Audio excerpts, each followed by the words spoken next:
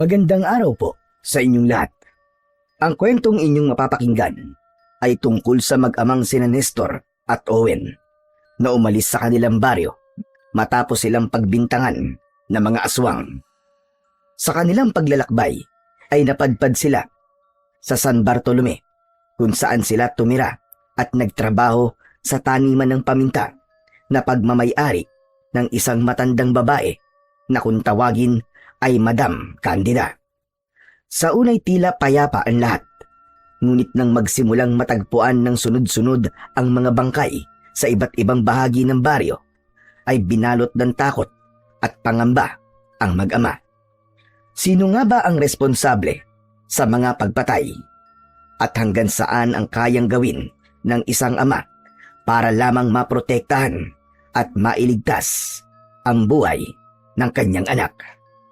Ngunit bago ang lahat, huwag po nating kalimutan mag-subscribe at i-hit ang notification bell sa aking YouTube channel na The Voice Addict at Apong Isaak para sa mas marami pang makapigil hiningang kwentong aswang at katatakutan mula sa mundo ng kababalaghan.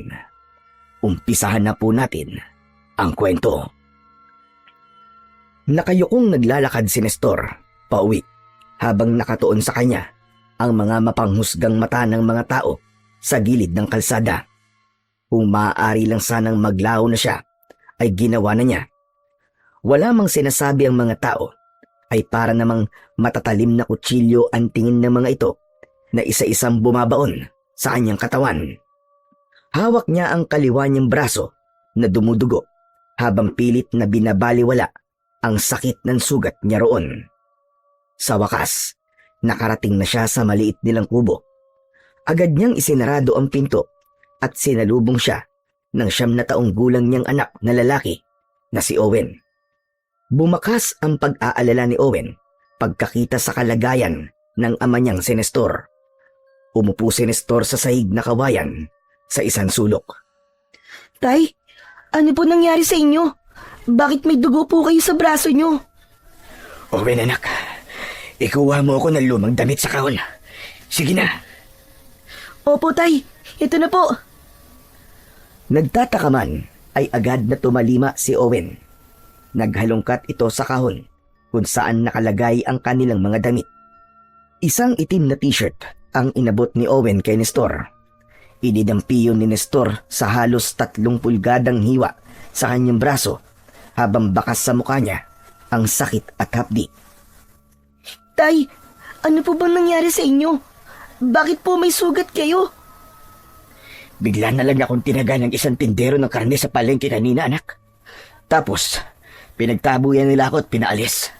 Sabi nila, aswang daw ako at papatayin nila tayong mag-ama.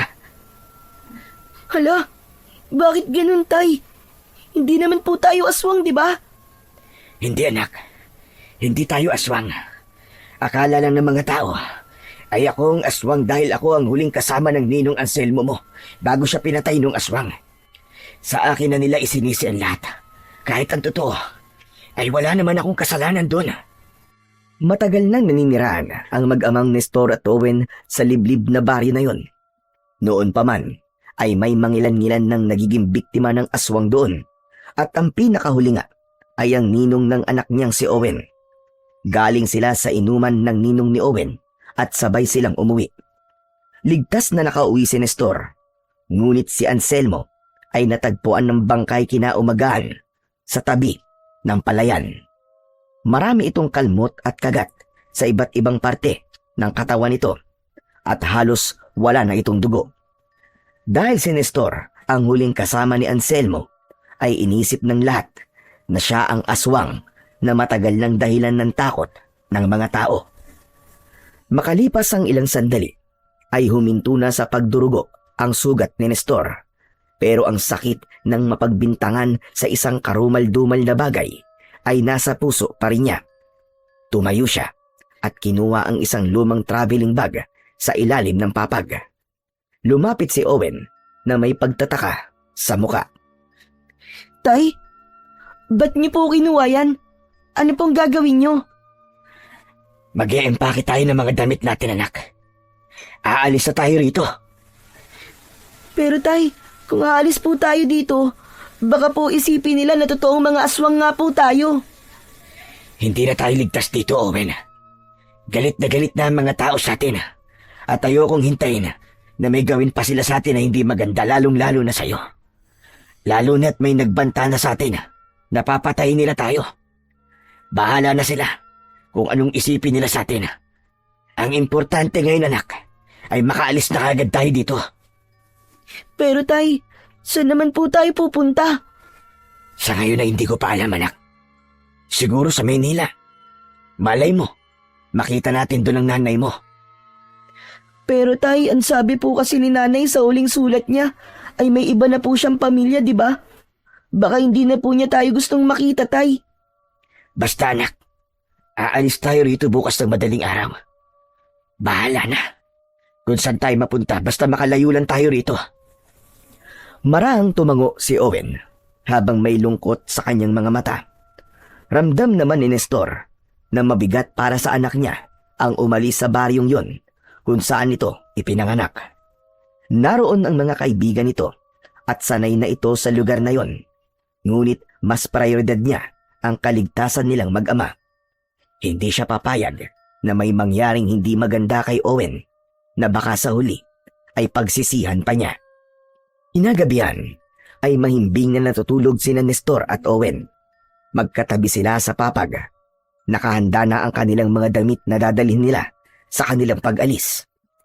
Ngunit nagising si Nestor nang may marinig siyang sigawan ng mga tao sa labas ng kanilang bahay. Bumangon siya at sumilip sa bintana. Nanlamig siya nang makitang maraming tao sa harapan ng kanilang kubo. May ilan na may dalang sulo na may apoy at ang mga kalalakihan ay may itak at kawayan na may tulis sa dulo. Sumisigaw ang mga tao na papatayin sila ni Owen ng mga ito dahil mga aswang daw sila.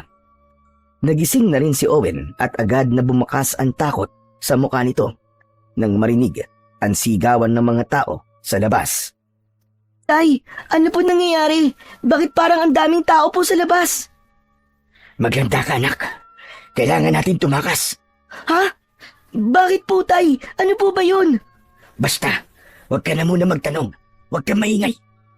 Buksan mo yung bintana sa likod ng bahay. Tapos lumabas ka ron. Hintayin mo ko. Susunod kagad ako sa'yo.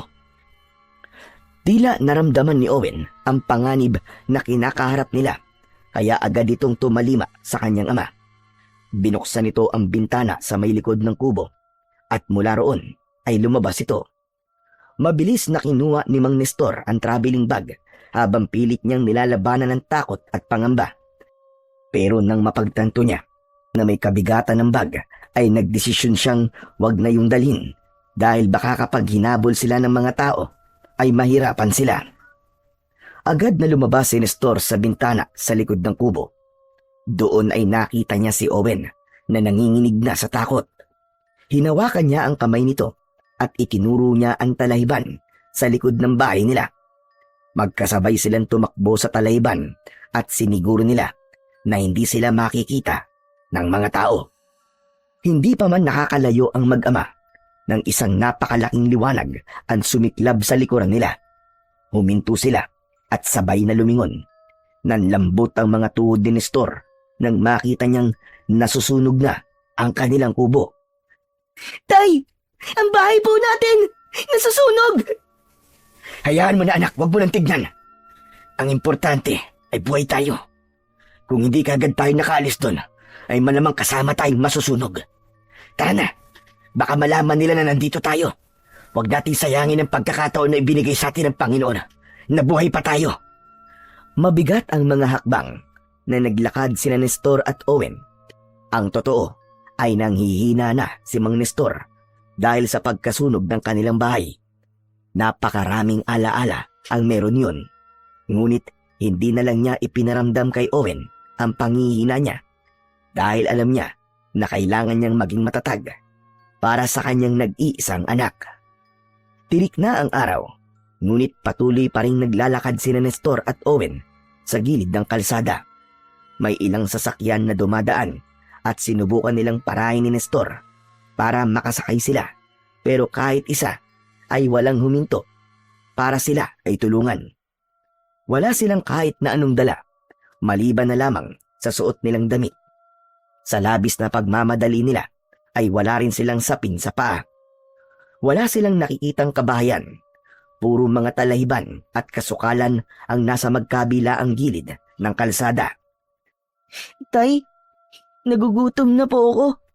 Wala po ba tayong makakain dito? Anak, nakita mo naman puro talahiban nasa paligid natin, di ba? Hindi tayo kabayo para kumain ng damo. Hayaan mo. Sa tingin ko ay may malapit na baryo dito. Doon ay hihingi tayo ng tulong sa mga tao. Bakit po kasi iniisip ng mga tao po sa atin na aswang tayo? Porkit ikaw po ba ang kasama ni Ninong bago po siya pinatay ng aswang? Ay kayo na po kagad ang pinagbibintangan nila? Grabe naman po sila, tay. Desperado na kasi ang mga tao sa atin na malaman kung sino ang aswang. Kaya nang makakita sila ng pagkakataon na meron silang masisisi, ay sinunggaban na kagad nila yon. Pero huwag kang mag-alala, anak. May awa ang Diyos. Hindi niya tayo pababayaan. Nagpatuloy sa paglalakad ang mag-ama. Ngunit inabot na sila ng dilim, ay wala pa rin silang nakikitang kabahayan. Nanghihina na si Nestor, pero alam niyang mas matindi ang hirap ng kanyang anak. Ganun pa man, hindi niya na narinig na nagreklamo si Owen. Tahimik ito at sa tingin niya ay wala na itong lakas para magsalita dahil sa labis na gutom, uhaw at pagod. Hanggang sa isang maliit na kubo ang nakita nila na nakatayo sa gilid ng kalsada.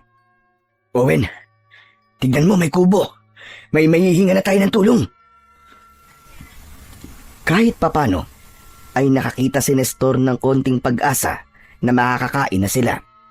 Lumapit sila sa kubo at napansin nilang nakabukas ang pinto nun. Tao po! Tao po! Wala silang sagot na nakuha. Tay, parang wala pong tao. Pero tignan niyo po, may pagkain po sa loob oh. Kunin natin yun habang wala pa po yung nakatira dito. Hindi pwede, anak. Pag nanakaw yung naiisip mo eh. Hintayin na lang natin yung nakatira rito at baka paparating na rin siya. Pero tay, gutom na po talaga ako eh. Kahit tubig lang po sana. Nahahabag na tinignan ni Nestor si Owen. Tuyong-tuyo na ang labi ng kanyang anak at naisip niya na baka kung hindi ito makakainom ng tubig ay kung ano pa ang mangyari ditong hindi maganda. O sige, pero iinom lang tayo ng tubig ha. Hindi natin gagalawin yung pagkain. Nakangiting tumango si Owen. Pumasok na silang dalawa sa kubo. Meron doon banga at nang buksan yun ni Nestor ay nakita niya na puno yun ng tubig. Kumuha siya ng baso at sumalok ng tubig sa banga. Ibinigay niya yun kay Owen. Matapos uminom ni Owen ay si Nestor naman ang uminom. Naglakad na sila palabas ng kubo pero nagulat sila nang paglabas nila ay sinalubong sila ng isang matandang lalaki na ilang di pa lang ang layo sa kanila. May hawak itong itak habang nanlilisik ang mga mata nito. Mga magnanakaw! Kayo palang nagnanakaw sa kubo ko ha! Sa wakas, nahuli ko rin kayo! Teka tatang, nagkakamali po kayo. Hindi po kami mga magnanakaw. Nakikiinom lang po kami ng tubig. Galit na tumakbo ang matandang lalaki palapit kina Nestor habang nakataas ang itak sa ere. Agad na kinarga ni Nestor si Owen at mabilis silang tumakbo sa kasukalan sa likod ng kubo. Bumalik kayo rito, mga magnanakaw! Puputulin ko mga kamay ninyo! Naramdaman ni Nestor ang mahigpit na pagyakap ni Owen sa kanya. Hindi na siya lumingon at patuloy lang siya sa pagtakbo. Hindi na rin niya inalintana ang pagtusok ng mga matutulis na mga bato at sanga sa kanyang talampakan dahil ang tanging nasa isip niya ay ang makalayo sila sa matandang lalaki. Makalipas ang ilang minutong pagtakbo ay huminto muna si Nestor. Kahit paano ay nakahinga siya ng maluwag nang malaman na wala na sa likuran nila ang matandang lalaki. Maingat niyang ibinaba si Owen at doon niya nalaman na umiiyak ito. Tahan na anak, malayo na tayo sa kanya. Wala na siya. Akala ko po talaga, Tay. Mamamatay na po tayo kanina. Ano ka ba, anak? Hindi ko hahayaang mangyari yon. Hindi ba nangako ko sa'yo? Nagagawin ko ang lahat para walang masamang mangyari sa'yo. Kung hindi ko po sana pinilit na pumasok po tayo sa kubo, ay hindi magagalit yung matanda sa atin. Kasalanan ko po ang lahat, Tay. Wala kang kasalanan, Owen. Hindi natin alam na ganun pala ang mangyayari. Magpasalamat na lang tayo sa Diyos na buhay pa tayo ngayon at hindi tayo nasaktan. Tara na, maglakad na ulit tayo. Sana ay may mahanap na tayo na pwede natin tulugan ngayong gabi. Tinapik ni Nestor ang braso ni Owen at ngumiti siya rito. Sisigok-sigok na sumabay si Owen sa paglalakad sa kanyang ama. Tinahak nila ang kasukalan habang umaasa na wala ng masamang bagay na mangyayari sa kanila.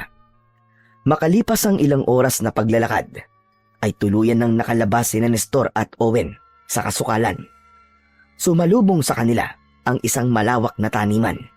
Dahil madilim, ay hindi alam ni Nestor kung ano ang mga halamang nakatanim doon. Hanggang sa muli silang nakakita ng isang kubo na sira-sira. Butas ang dingding doon na gawa sa sawali.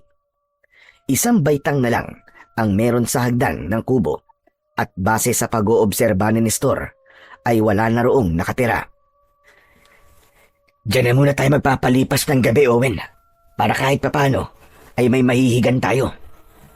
Pero Tay, baka magalit po sa atin yung may-ari ng bahay kubo na yan, gaya ng matandang lalaki po kanina. Hindi na mangyayari yun, anak. Tignan mo ang kubo na yan. Sira-sira na. Sigurado ko na wala nang nakatira dyan. Kaya tara na, anak. Inaantok na rin ako eh. Masyadong maraming nangyari sa atin simula kahapon. At kailangan nating makapagpahinga. Naunang pumasok si Nestor sa sira-sirang kubo. Ang saig nun na yari sa kawayan ay tila bibigay na. Nang sumunod si Owen ay tila may pangamba pa rin sa mga mata nito. Mag-iingat ka sa paglalakad mo, anak, ha? Mukhang hindi na matibay ang saig at baka mamaya ay lumusot ang paa mo. Maingat na humakbang ang mag-ama at pumuesto sila ng higa sa isang sulok. Kahit matigas ang saig ay hindi yun naging hadlang para mabilis silang mahulog sa isang malalim na pagkakahimbing. Ang buong akala ni Nestor ay ligtas na sila sa sirasirang kubo. Naging maayos ang tulog nila sa dumaang magdamag. Ngunit pagsapit ng umaga, nagising si Nestor nang may sumipa sa kanyang binti. Sa pagbukas ng kanyang mga mata, ay nagulat siya nang makita ang isang bruskong lalaki na nakatayo sa tabi niya. Balbas sarado ito at may matalim na mga mata. Ngunit mas lalo siyang natakot nang makita niya ang hawak nitong itak. Itinutok ng lalaki ang itak kay Nestor. Sino kayo? At anong ginagawa niyo rito sa lupa ni Madam Candida? Pakiusap. Ilayo mo ang itak mo. Hindi kami masamang tao. Naghahanap lang kami ng aking anak na matutulugan. Aalis din kami. Pasensya na kung dito kami napadpad. Nang sandaling yon, ay nagising na rin si Owen. Takot itong yumakap kay Nestor habang nakatingin sa lalaki. Kung ganon, ay mga palaboy pala kayo. Siguro ay mga magdanakaw din kayo, no? Kayo ba nagdanakaw sa mansyon ni Madam Candida noong nakaraang buwan? Hindi kaibigan. Ang totoo niyan ay ngayon lang kami nakapunta ng anak ko sa lugar na ito. Hindi kami mga magdanakaw, maniwala ka. Sa tingin mo maniniwala ako sa mga sinasabi mo. Kailangan malaman ni Madam Candida na nahuli ko na ang mga magdanakaw. Sigurado ako na matutuwa siya sa akin at makabigyan pa niya ako ng pabuya. Kaya tumayo kayong dalawa dyan at huwag niyong susubukan tumakas o gumawa ng hindi ko magugustuhan dahil hindi kayo sasantuhin ng itak ko. Tay, natatakot po ako. Huwag kang matakot, anak. Nandito ako sa tabi mo. Hindi kita pababayaan. Marahang tumayo si Nestor at inalalayan niya ang kanyang anak na si Owen. Habang ang lalaki naman ay hindi inalis ang pagkakatutok ng itak sa kanila. May takot na lumukob kay Nestor. Sa paraan ng titig ng lalaki sa kanila ay sigurado siya na hindi ito magdadalawang isip na saktan sila sa oras na may gawin sila na labag para dito. Lumabas kayo at huwag kayong tatakbo. Bilisan nyo! Matalim na tinignan ni Nestor ang lalaki bago sila lumabas ni Owen sa kubo. Nakasunod sa kanila ang lalaki. Pinaglakad sila nito hanggang sa makarating sila sa tabi ng isang malaking puno. May mga tao na sa taniman na dinaanan nila kagabi. Lahat ay nagtatakang nakamasid sa kanila. Tinawag ng lalaki ang isang trabahador sa taniman at inutusan nito yung kumuha ng lubid. Agad na tumalima ang trabahador at nang bumalik ito ay may dala na itong lubid. Ginamit ng lalaki ang lubid para itali silang mag-ama sa puno. Sandali lang! Bakit mo naman kami tinali? Pakawalan mo kami! Dahil kayo ay mga magnanakaw. Maghintay lang kayo dyan at si Madam Candida na ang bahalang magdesisyon kung ano ang dapat gawin sa inyong dalawa. Isang nakakalokong ngisi ang pinakawalan ng lalaki bago ito naglakad palayo. Sinubukan ni Nestor na makawala mula sa pagkakatali pero sadyang mahigpit ang pagkakatali sa kanila ng lubid kaya nabigo siya. Tumingin siya sa mga taong nakatingin din sa kanila. Tulungan niyo kami ng anak ko. Parang awa niyo na. Pakawalan niyo kami rito. Hindi naman kami mga magnanakaw eh. Nanatiling nakatingin lang ang mga trabahador, kina Nestor at Owen. Paulit-ulit na nakiusap si Nestor, pero kahit isa ay walang lumapit upang sila ay pakawalan. Tay, ano po mangyayari sa atin? Makukulong po ba tayo? Hindi ako papayag na makulong tayo sa isang bagay na hindi naman natin ginawa, anak. Sabi ko naman po kasi sa inyo eh. Huwag na po tayo matulog sa kubo na yun eh. Tignan niyo po ang nangyari sa atin ngayon. Hindi na nagsalita pa si Mang Nestor. Nagdasal na lamang siya sa kanyang isipan na sana ay walang masamang mangyari sa kanila ng kanyang anak.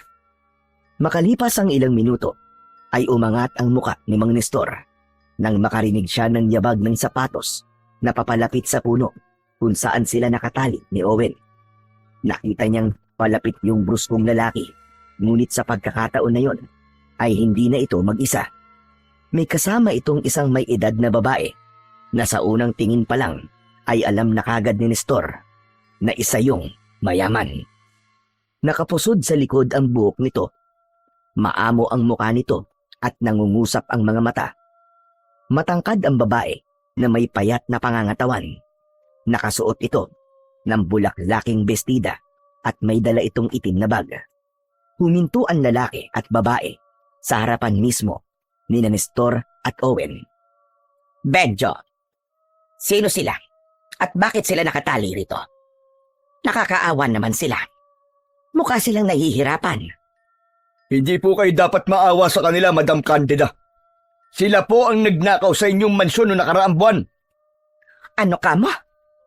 Pero ang sabi ng mga nakakita ay isang lalaki ang magdanakaw. Bakit may kasama siyang bata ngayon? Hindi ko rin po alam, Madam Candida. Pero sigurado ako na ang lalaking yan ang magnanakaw na hinahanap nyo.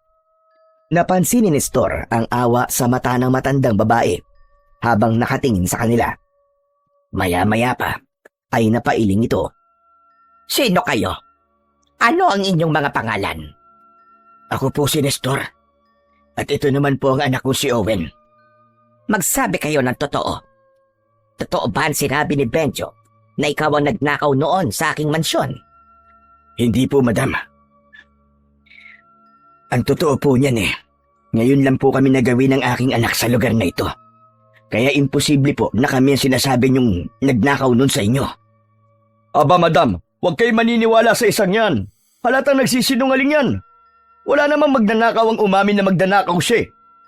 Madam, nagsasabi po ng totoo ang tatay ko. Hindi po niya magagawang magnakaw. Kahit po mahirap lang po kami, ay palagi po niyang sinasabi sa akin na hindi dahilan ng kahirapan para gumawa kami ng masama o manlamang ng aming kapwa. Maniwala po kayo sa sinasabi ng tatay ko, madam. Kahit nga po kahapon pa kami hindi kumakain, ay hindi po namin naisipan na magnakaw kahit pagkain lang.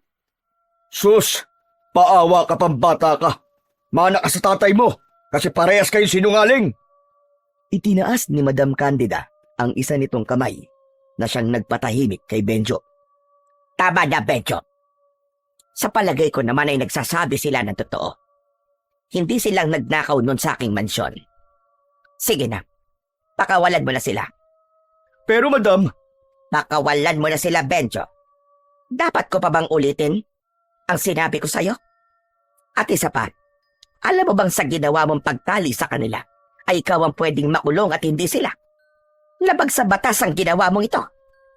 Napalunok si Benjo, sabay tingin ng masama kay Nestor. Wala na itong nagawa, kundi sundin ang utos ng amo nito. Labag man sa kalooban nitong pakawalan sila Nestor at Owen, ginawa pa rin niya. Maraming salamat po, Madam Candida. Walang anuman. Ang sabi ng anak mo ay kahapon pa kayo hindi kumakain. Totoo ba yon? Totoo po, Madam. Kaya po kami naglalakad-lakad dahil lagahan na po kami ng makakain. Kung ganon, sumunod kayo sa akin sa mansyon. May natira pang pagkain kaninang almusal. Mas makabubuti na kumain na muna kayo, lalo na ang bata. Naku, Madam, hindi na po. Nakakahiya naman po sa inyo. Tay, wag na po kayong maiya. Gutom na po talaga ako, Tay. Narinig mo naman siguro ang sinabi ng anak mo, Nestor. Halika na at sumunod kayo sa akin. ano? Sandali lang madam. Sigurado ba kayo na papapasukin yung dalawang yan sa mansyon nyo? Hindi nyo pa sila kilala. Kaya nga kikilalanin ko sila, Benjo. Tumalikod na si Madam Candida at naglakad na palayo. Si Benjo naman ay matalim pa rin ang tingin kay Nestor, ngunit hindi niya na yon binigyan ng pansin. At sumunod na sila sa matandang babae. Matapos ang ilang minutong paglalakad, ay nakarating na sila sa harapan ng isang napakalaking bahay. Binuksan ni Madam Candida ang malaking pinto, habang sina Nestor at Owen ay nagkaroon ng alinlangan na pumasok. Lumingon sa kanila si Madam Candida at matamis na ngumiti. Oh, bakit kayo nakatayo lang dyan? Halina kayo, pumasok na kayo. Sigurado ho ba kayong papapasukin nyo kami sa bahay nyo? Oo naman. Sumunod kayo sa akin sa komedor. Huwag na kayong mahiya. Muling naglakad si Madam Candida.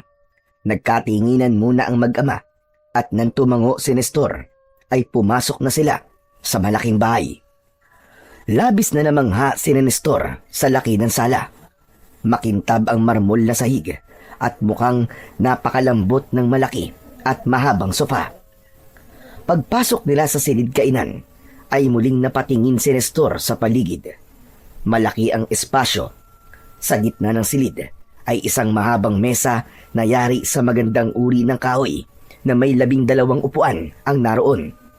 May nakalatag na puting mantel sa ibabaw na bordado ng mga bulaklak sa gilid. Sa gitna ng mesa ay may isang florera na may mga pulang rosas. Napakaganda po pala ng bahay niyo, Madam. Salamat. Minana ko pa ito sa mga magulang ko. Hindi na ako nag-asawa, kaya ako lang ang natira rito. Umupo muna kayo. Magpapahanda ko ng pagkain niyo. Tumango si Nestor at inalalayan si Owen papunta sa isa sa mga upuan. Umupo sila habang pinagmamasdan pa rin ang buong paligid. Wala siyang masabi sa laki at ganda ng bahay na kanilang kinaroroonan.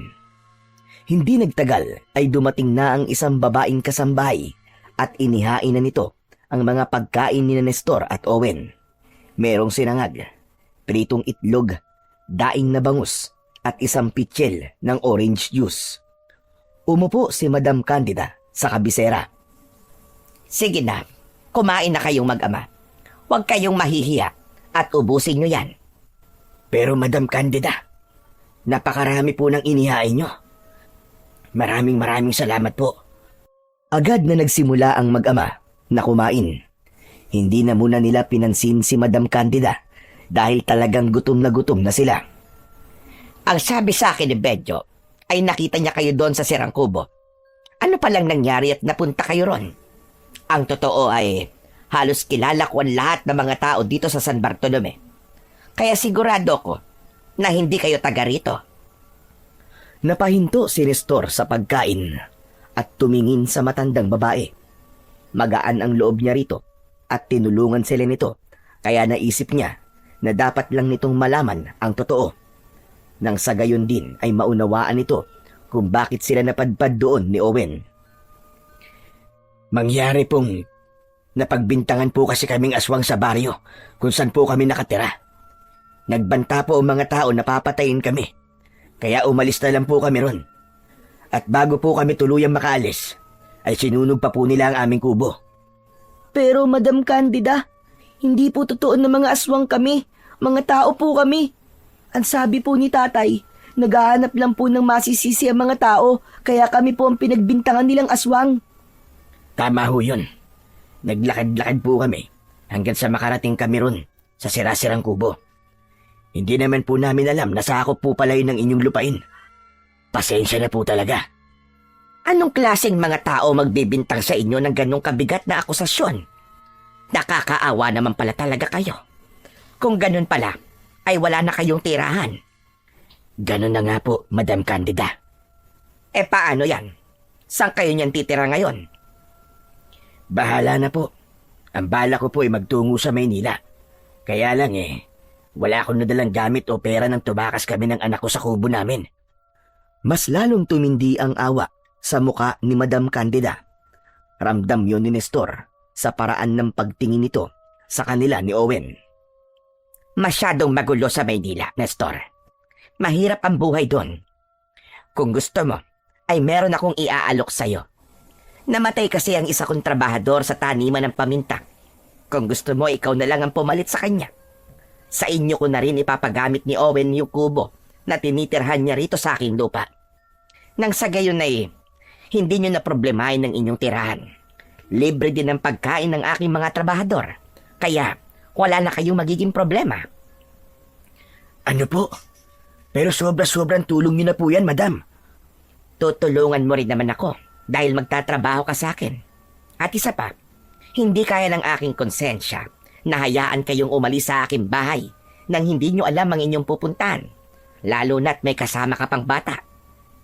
Napatingin si Nestor kay Owen nang hawakan siya nito sa kanyang braso. Tay, pumayag na po kayo sa alok ni Madam Candida para hindi na po natin problemahin ang tirahan natin. Tapos magkakaroon pa po kayo ng trabaho. Mabilis na nag-isip si Nestor. Napagtanto niya na walang kasiguraduhan kung makakarating ba sila ng Maynila, gayong kahit piso ay wala sila. Isa pa ay hindi rin niya alam kung ano ang naghihintay sa kanila sa syudad. Kaya sa huli ay tinanggap na ni Nestor ang alok ni Madam Candida at inisip niya na yun na ang kapalit ng napakaraming hindi magagandang bagay na nangyari sa kanila ni Owen sa mga nakalipas na araw. Simula noon ay sa lupain na ni Madam Candida na nirahan sina Nestor at Owen. Gaya ng ibang trabahador ay tumira sila sa isa sa mga kubo na naroon. Binigyan din sila ng kanilang amo ng mga lumang damit para meron silang maisusuot sa araw-araw. Maagang gumigising ang mag-ama para magsimulang magtrabaho sa taniman ng paminta. Si Owen ang may dala ng basket habang si Nestor naman ang namimitas. Sa kabila ng matinding sikat ng araw ay wala silang reklamo. Para kay Mang Nestor ay mas mabuti na yun kesa nandun sila sa baryong kanilang pinanggalingan. Maganda ang naging pakikitungo sa kanila ng ibang mga trabahador. May ilan pang ang tumulong magturo kay Nestor kung paano ang tamang paraan ng pamimitas at pagbilad. Ngunit si Benjo na siyang namamahala sa buong taniman ay iba ang pakikitungo sa mag-ama. Matalim ang tingin nito kay Nestor at palaging nakamasid sa bawat galaw niya. Kahit walang sinasabi, ramdam ni Nestor ang malamig at mabigat na presensya ni Benjo na tila ba naghahanap lang ito ng pagkakamaling magagawa niya. Isang hapon, matapos ang nakakapagod na pagtatrabaho, ay sabay na naglakad sina Nestor at Owen pauwi sa kanilang kubo. Napahinto sila nang humarang si Benjo sa kanilang daraanan. Tignan mo nga naman. Pinagnakawan nyo na nga si madam. Tapos ngayon, nagtatrabaho na kayo sa kanya. Ang bigat nyo din, no? May alam ba kayo sa pangungulam at nakuha nyo kagad ang loob niya? Hindi kami magkukulam, Mang Benjo. Grabe naman po kayo mangusga sa amin. Owen, hindi ka dapat ganyan makipag-usap sa nakatatanda sa'yo. Makinig ka sa tatay mo, Owen. Ang bata mo pa lang pero palasagot ka na. At ikaw naman, Nestor. Bakit hindi mo masagot ang sinabi ko, ha? Hindi kami mangkukulam, Benjo. Sadyang mabuti lang talaga ang puso ni Madam Candida. At nakita niya na kailangan namin ng tulong. Kaya tinulungan niya kami. At sinamantala niyo naman yung kabaitan niya. Alam niyo kung ako sa inyo? Aalis na lang ako dito sa San Bartolome. Lumayo na kayo. Kasi wala kayong lugar dito. Benjo, sa tingin ko, hindi ikaw ang magdidikta sa kung ano ang gagawin namin mag-ama. Pasensya ka na, Benjo. Pero kailangan na naming umuwi ng anak ko. Alam ko na walang magandang patutunguhan ng pag-uusap natin na to. Owen, anak, tara na. Matapos tapikin ni Nestor sa balikat si Owen, ay naglakad na sila palayo kay Benjo. Nanginginig ang katawan ni Nestor dahil sa tensyon. Dahil ang totoo ay gusto niya na itong sagutin ng pabalang kanina. Pero mas pinili niya ang maging mahinahon. Sa tingin niya kasi, si Benjo ang klase ng tao na kapag kinalaban ay makikipagpisikalan. Hindi sa natatakot siya kay Benjo, pero ayaw niyang magpakita ng karasan sa harapan ng kanyang anak. Pagdating sa kubo, ay agad na nagsaing si Owen, habang si Nestor naman ay inihahanda na ang lulutuin nilang ulam. Mula kay Madam Candida ang mga gulay, isda at karne na niluluto nila sa araw-araw na isang napakalaking bagay para sa kanila dahil hindi masyadong nababawasan ang sahod nila. Habang naghihiwa ng gulay si Nestor, ay umupo muna si Owen sa harapan niya at pinanood ang ginagawa niya. Tatay, ano po ba yun? Bakit po palagi na lang pong galit sa atin si Mang Benjo? Kapag nagtatrabaho tayo, napapansin ko po, ang sama-sama po ng tingin niya sa atin. Hindi ko rin alam, anak, kung bakit ganun. Pero tayo na lang ang umiwas sa kanya. Ang trabaho natin ang pagtuunan natin ng pansin. Pagbutihin natin ang ginagawa natin sa taniman ng paminta bilang sukli sa kabutihan sa atin ni Madam Candida. Napangiti si Owen sa sinabing yon ni Nestor. Nang kumulo na ang sinaing, ay naputol na ang kanilang pag-uusap. Nang sandaling yon, ay nasabi ni Nestor sa kanyang sarili na baka sa San Bartolome na nila mahahanap ang pagsisimula ng kanilang panibagong buhay. Sa mga lumipas pang mga araw, ay naging normal naman ang buhay ng mag-ama sa San Bartolome. Naging magaan na ang trabaho nila sa taniman ng paminta dahil nasanay na sila sa mga ginagawa nila roon. Kumpara sa lugar na inalisan nila, masasabi ni Mang Nestor na mas magaan ang buhay nila sa San Bartolome. Iniwasan na lang nila si Benjo, lalo na kapag kinakausap sila nito at pilit silang pinapaalis. Bagamat hindi alam ni Nestor kung saan nagmumula ang galit sa kanila ni Benjo, ay mas pinili nilang mag-ama na huwag pansinin at seryosohin ang mga sinasabi nito tungkol sa kanila. Ngunit ang katahimikan ng bago nilang buhay sa San Bartolome ay nagbago. Nang isang umaga ay isang bangkay ng isang trabahador ang natagpuan sa gitna ng taniman ng mga paminta. Kalunos-lunos ang lagay ng bangkay. Tila inatake ito ng isang napakabangis na hayop. Tadtad ito ng kagat at kalmot. May laslas ito sa leeg at halos ubos na ang dugo nito.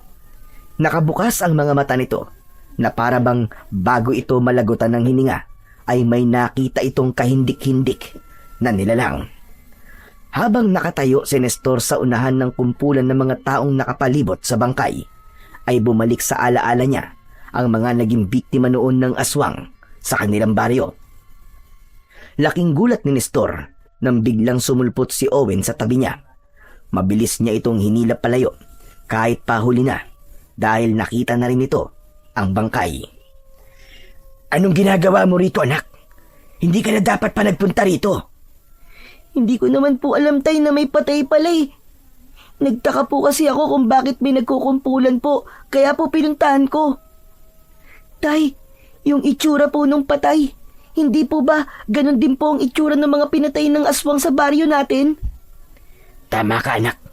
Parehas na parehas nga. Ibig po bang sabihin, Tay, meron din pong aswang dito sa San Bartolome? Hindi ako sigurado, anak. Pero base sa reaksyon ng mga tao, ay parang matagal na itong nangyayari rito. Hayaan mo at magtatanong-tanong ako sa mga katrabaho natin para malaman kung ano ang nangyayari dito. Pero sana, Tay, wala pong aswang dito. Umalis na nga po tayo sa lugar na may aswang tapos napunta pa po tayo sa lugar na may aswang din. Parang sinusundan na po tayo niyang kamalasan, Tay. Sa gitna ng pag-uusap nila, ay biglang dumating si Benjo. May nakakalokong ngisi sa labi nito at naramdaman kagad ni Nestor na may hindi maganda tong sasabihin. Siguro naman ay nakita niyo yung pinatay. Sasabihin ko na sa inyo ang totoo. Aswang ang may kagagawan nun. Madalas na may aswang na umaatake dito sa San Bartolome. At kahit sino ay pwedeng maging susunod na biktima. Ano? Gusto niyo pa bang manatili rito? Sinasabi mo ba yan? Dahil gusto mo kaming takutin? Nagmamagandang loob lang ako, Nestor. Dapat nga magpasalamat ka pa sa akin kasi sinabi ko ang totoo. Kaya kung ako sa inyo, kung mahal niyo pa ang mga buhay niyo, umalis na kayo rito. Matapos yun, ay lumayo na sa kanila si Benjo. Tay, sa tingin niyo po ba ay kailangan na po nating umalis dito tulad ng sinabi ni Mang Benjo? Hindi ko pa alam sa ngayon, anak. Pero kung aalis tayo dito, ay wala naman tayong mapupuntahan. Sa ngayon ay mag-ingat na lamang muna tayo, lalong-lalo na sa gabi. Huwag na tayong lumabas kapag madilim na. Isang malalim na paghinga ang pinakawalan ni Nestor. May takot na lumukob sa kanyang dibdib dahil natakot siya na baka maulit ang mga nangyari sa kanila ni Owen sa lugar kung saan sila nanggaling. Nakarating kay Madam Candida ang kalunos-lunos na pangyayari sa taniman nito ng paminta. Matapos ang maghapong pagtatrabaho, ay nagtipon-tipon ang mga trabahador sa harapan ng bahay ni Madam Candida. Nakatayo sa harap nila ang kanilang amo. Napansin ni Nestor ang pagkabahala sa muka ng ginang.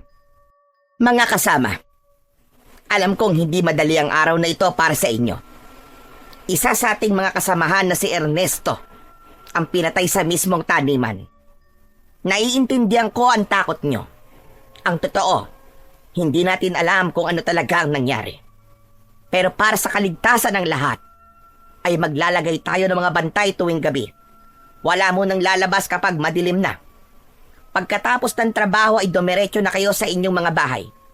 At kung may napapansin kayong kakaiba, ay sabihin nyo kagad sa mga bantay. Nagsimulang magbulungan ang ilang trabahador sa unahan. Isang trabahador ang nagtanong kung aswang nga ba talaga ang pumatay kay Ernesto. Wala pa tayong sapat na ebidensya tungkol sa bagay na yan.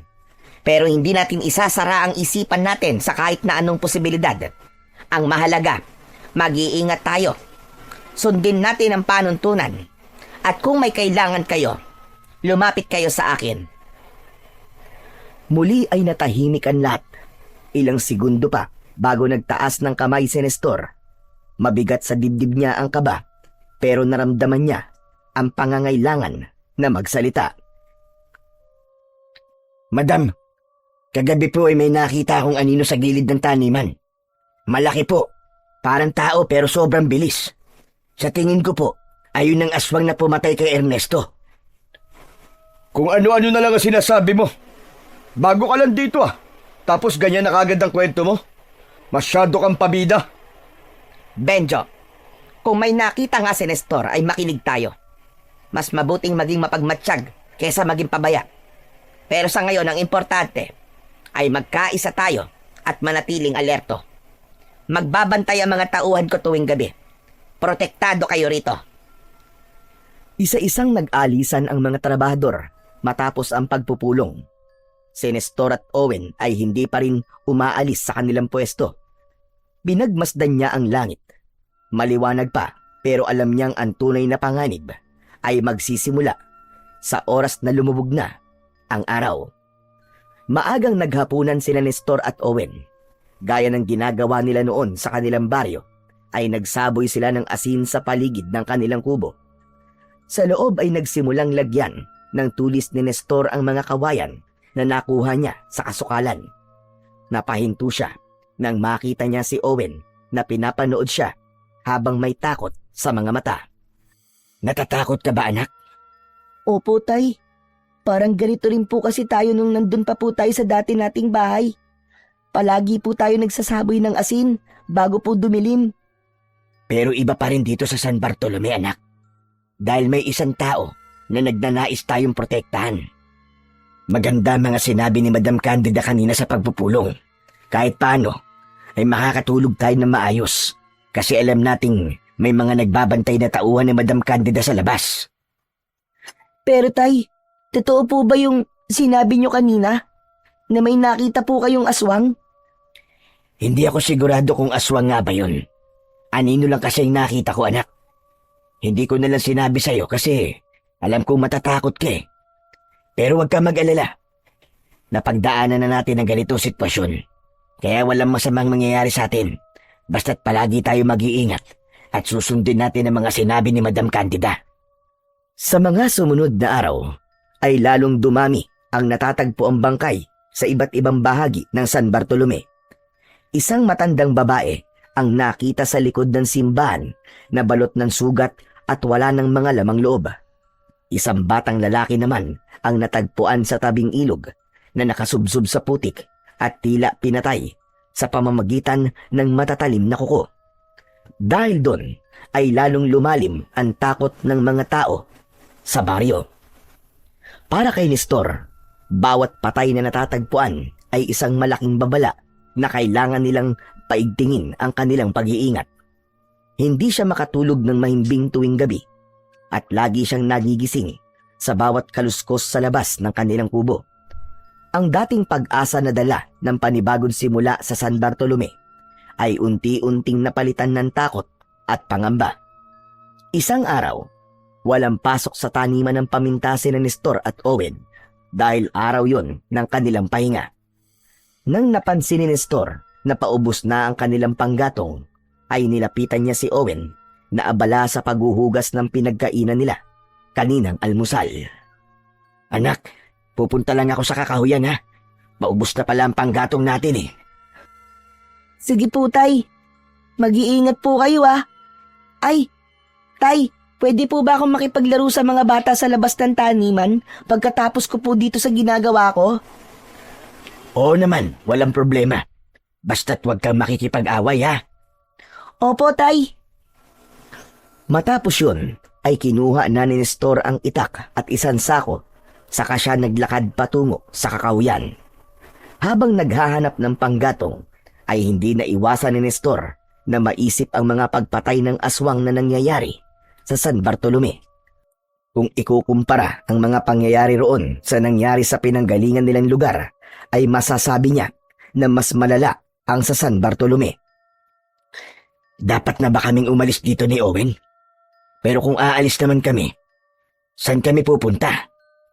Sana talaga ay mahuli na ang aswang na yon para maging tahimik na sa lugar na ito. Sa gitna ng kanyang paghahanap ng panggatong ay natigilan siya nang makarinig siya ng kaluskos sa unahan. Agad niyang inihanda ang sarili at hinigpitan niya ang pagkakahawak niya sa itak. Ngunit agad din niya yung ibinaba nang makita niya si Madam Candida na naglalakad patungo sa direksyon niya. May hinihila itong maliit na baboy ramo habang nakasampay sa balikat nito ang isang mahabang baril. O, Nestor, anong ginagawa mo rito sa kakahuyan? Madam Candida, kumukuha lamang po ako ng panggatong. Mukhang mahilig po pala kayong mga aso. Ah, oo. Ito ang libangan ko rito. Kapag naiinip ako o kaya ay stress ako, ay nangangaso ako. Sobra kasi ako nababahala sa nangyayari dito sa San Bartolome dahil sa aswang na yon. Halos gabi-gabi na yata siyang umaatake. Nakakatakot nga po, madam. Kaya palagi po kami nag-iingat ni Owen. Hindi na po kami lumalabas kapag madilim na. Mabuti ang ganyan. Dapat ay unahin nyo ang inyong kaligtasan. Lalo na ang anak mo. Napangiti si Nestor habang nakatingin siya kay Madam Candida. Ay napansin niya na tila may nagbago sa mukha nito. Doon niya napagtanto na tila nabawasan ng kulubot sa mukha ng ginang. Sa tingin niya tuloy ay bumata ng ilang taon si Madam Candida. Madam, parang ang ganda po ng kutis niyo ngayon ah. Mukha po yata kayong bumata. Ganun ba? Abay, maraming salamat naman, Nestor. Mukhang effective yung binili kong facial cream sa bayan. Salamat at napansin mo. O paano? Mauuna na ako. Mag-iingat ka rito. At kung minsan ay may mga ligaw na ahas dito sa kasukalan. Sige ho, salamat po sa paalala, madam. Kapag napuno ko na po itong sako, ay uuwi na rin po kagad. Marahang tumango si Madam Candida bago ito naglakad palayo.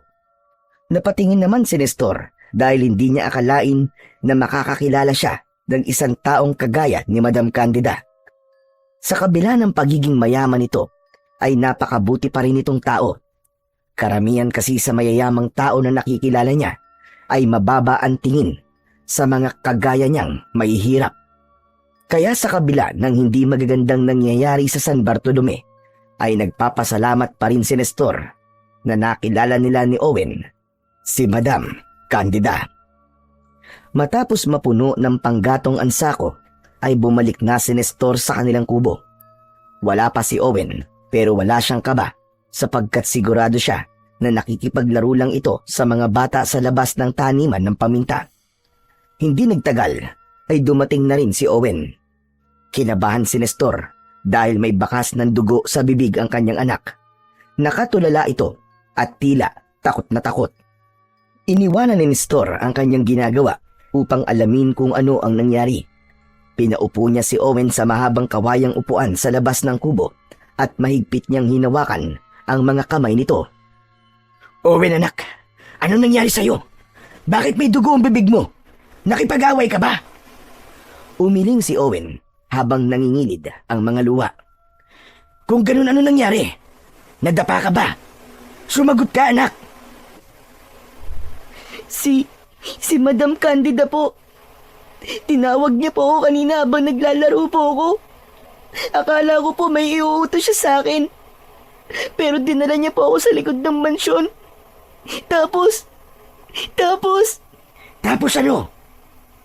pinipilit niya po akong kainin ko po yung hilaw na karne ng baboy ramo. Idinikit pa nga po niya sa bibig ko kaya may dugo po ako sa bibig. Buti na lang po nakatakbo ako. Sandaling natigilan si Nestor. Alam niya na nagsasabi ng totoo si Owen dahil kilala niya ang kanyang anak. Tinuruan niya ito na huwag magsinungaling. Isa pa, nakita niya na may dalang patay na baboy ramo si Madam Candida kanina. Maya-maya pa ay ginulo ni Nestor ang buhok ni Owen. Siguro ay binibiro ka lamang ni Madam Candida, anak. Kung nagbibiro man po siya, hindi po maganda ang biro niya, tay. Saka parang seryoso po kasi talaga siya nung sinabi niya pong kainin ko yung hilaw na karne. Masarap daw po yun kasi sariwa pa. Anak, sigurado akong binibiro ka lang niya. Sige na, maghilamos ka na lang ng mukha mo. Tapos magpalit ka na ng damit at pawis na pawis ka. Huwag ka nang umalis at tulungan mo na lang akong magluto para sa pananghalian. Sa kabila ng pagbabaliwala ni Nestor sa harapan ni Owen, sa isinumbong nito ay may parte ng kanyang puso na kinakabahan. Inisip niya na normal ba para kay Madam Candida ang ganung uri ng biro, lalo na't bata pa si Owen. Tinanong niya ang kanyang sarili na hindi ba naisip ng kanilang amo na ang ganoong biro ay maaaring magdulot ng matinding takot sa isang bata. Kinagabihan, habang nag-aayos ng higaan sina Nestor at Owen, ay may kakaibang naramdaman si Nestor. Naging maalinsangan ng hangin at naging mabigat ang pakiramdam niya. Napakunot ang noo ni Owen nang mapansin itong natigilan siya. Tay, bakit bigla po kayo natulala? May problema po ba, Tay? Wala ka bang nararamdamang kakaiba, anak? Parang biglang uminit. Umalinsangan ang paligid. Wala naman po. Baka po dahil po yan sa hindi kayo naligo kanina. Naputol ang pagtawa ni Owen nang may narinig silang kaluskos sa silong. Tila may tao na gumagapang doon. Agad na kinuha ni Nestor ang itak. Naalerto siya at ang unang pumasok sa isip niya ay may aswang sa silong ng kanilang kubo. Owen, dito ka lang sa loob ha. Kahit anong mangyari ay wag na wag kang lalabas. Ha? Bakit po? Ano po ba nangyayari, Tay? Ano po yun? Basta, sundin mo na lang ako. Dinampot ni Nestor ang lampara. May kaba sa dibdib na lumabas siya at yumuko. Tinanglawan niya ang silong at nang hilakbot siya nang makita niya ang isang napakalaking baboy ramo sa ilalim ng kanilang silong. Pulang-pula ang mga mata nun at walang tigil ang pag-agos ng malapot nitong laway sa gilid ng bibig. Alam kong hindi ka baboy ramo. Alam kong aswang ka. Umalis ka dito dahil kung hindi, tatagpasin ko ang leg mo. Galit na umangil ang baboy habang nakatingin kay Nestor. Biglang humangin ng malakas at namatay ang sindi ng lampara. Mabilis na tumayo si Nestor at tinawag niya si Owen upang kunin ang posporo. Tumalima kagad si Owen at nang maibigay nito ang posporo ay sinindihan niya kagad ang lampara. Nang muli niyang tanglawan ang silong ay wala na roon ang malaking baboy. Tumayo si Nestor. Luminga siya sa paligid. Ramdam niya na nasa kung saan lang ang baboy na kanina ay nasa silong, habang si Owen naman ay nakatayo sa may pintuan at bakas ang takot sa muka. Tay, ano po ba yung nakita niyo sa silong? Isang malaking itim na baboy, anak. Pero sigurado ko na aswang yun. Pagtingin ni Nestor kay Owen ay nanlaki ang mga mata niya dahil sa isang nilalang na unti-unting lumalapit sa likod nito. Isa yung nakakatakot na nilalang na may malahalimaw na muka. Meron yung mahahabang buhok na kulay puti. Matutulis ang mga kuko at may mga ngipin na sa unang tingin pa lang ay alam niyang kayang pumunit ng laman. Sigurado siya na yon ay isang aswang. Kung paano yun nakapasok sa kanilang bahay ay wala siyang kaalam-alam. Owen! Sa likod mo, anak! Bago pa man makalingon si Owen ay dinakma na ng aswang ang braso nito. Niyakap ng aswang si Owen mula sa likod at tumalon palabas ng bahay. Tatakbo sana ang aswang palayo, ngunit mabilis na humarang rito si Nestor.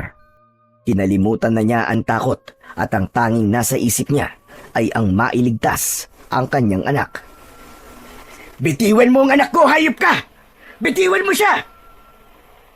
Huwag kang mag-alala. Hindi ko papatayin ang batang ito. May mas maganda akong plano para sa kanya. Tatay, tulungan niyo po ako, Tay! Tulungan niyo po ako! Pakawalan mo siya! Hindi mo siya pwedeng kunin! Malakas na tumawa ang aswang. Nagbigay yon ng kilabot kay Nestor. Inipon niya ang lahat ng lakas ng loob niya sabay sugod sa aswang. Ngunit mataas itong tumalon at sa isang kisap mata ay nasa bubong na ito ng kubo. Tumalon ng aswang sa kabilang panig ng kubo. Mabilis na nagtungo roon si Nestor, ngunit labi siya ng lumo nang hindi niya na nakita ang aswang at si Owen.